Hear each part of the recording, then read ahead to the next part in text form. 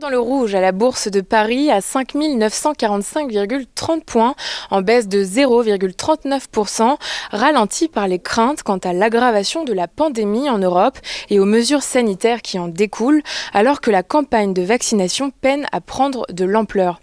L'Allemagne passe la vitesse supérieure et prolonge ses mesures de restriction jusqu'au 18 avril, dont un confinement strict autour du week-end de Pâques. Au sujet des vaccins, l'Institut national américain des allergies et des maladies infectieuses se montre sceptique s'agissant des résultats de l'étude menée par AstraZeneca, une étude dédiée à l'évaluation de l'efficacité de son vaccin. L'Institut juge en effet que certaines de ces données seraient obsolètes, un constat qui sème donc le doute quant au projet d'utilisation d'urgence du vaccin aux États-Unis dans les semaines à venir. Et puis des marchés américains hésitants tenus en haleine par l'audition de Janet Yellen et Jérôme Powell devant une commission de la Chambre des représentants. Un témoignage de 2 jours qui a commencé à 17h, heure de Paris, durant lequel l'accent devrait être mis sur la santé de l'économie américaine, mais aussi sur la nécessité des mesures de relance budgétaire et monétaire. Une audition qui ne devrait pas être sans conséquence sur le marché obligataire. À noter également que le Trésor américain s'apprête à émettre pour 183 milliards de dollars d'obligations. Le cours du pétrole baisse d'environ 3% à la fermeture du CAC 40, l'or de près de 1%.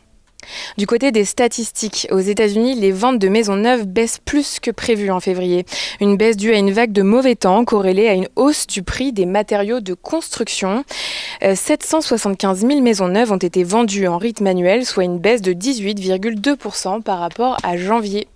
Du côté des valeurs, Total et Shenergy Group, le principal acteur du secteur de l'énergie à Shanghai, ont conclu des accords portant sur la fourniture par Total de gaz naturel liquéfié pour des volumes allant jusqu'à 1,4 million de tonnes par an.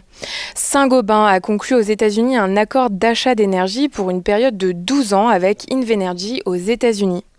Trigano fait état d'une croissance de 17,6% de son chiffre d'affaires au premier semestre 2020-2021 à 1,4 milliard d'euros. Après le lancement de la 5G à Paris, Iliad lance une offre pro sous le nom de Free Pro. Elle est spécialement dédiée aux entreprises et aux collectivités. Microsoft est en discussion en vue d'un rachat éventuel de la plateforme de messagerie en ligne Discord pour plus de 10 milliards de dollars. Roche annonce les résultats d'un essai clinique développé avec Regeneron qui permettrait de réduire de 70% le nombre de décès et d'hospitalisations liés à la Covid-19. Boeing a annoncé avoir souscrit une ligne de crédit renouvelable de 5,28 milliards de dollars. Boeing reste néanmoins confiant quant à sa capacité à contenir son endettement. Enfin, la Commission européenne a autorisé le rachat pour 7,2 milliards d'euros du groupe néerlandais d'optique Grande Vision par le franco-italien EssilorLuxottica. Place à l'agenda. Demain seront dévoilés les résultats des enquêtes dans le secteur manufacturier et dans les services d'IHS Markit et de l'ISM. Des résultats qui devraient attester d'un climat des affaires pénalisé en Europe par le retard de la campagne de vaccination.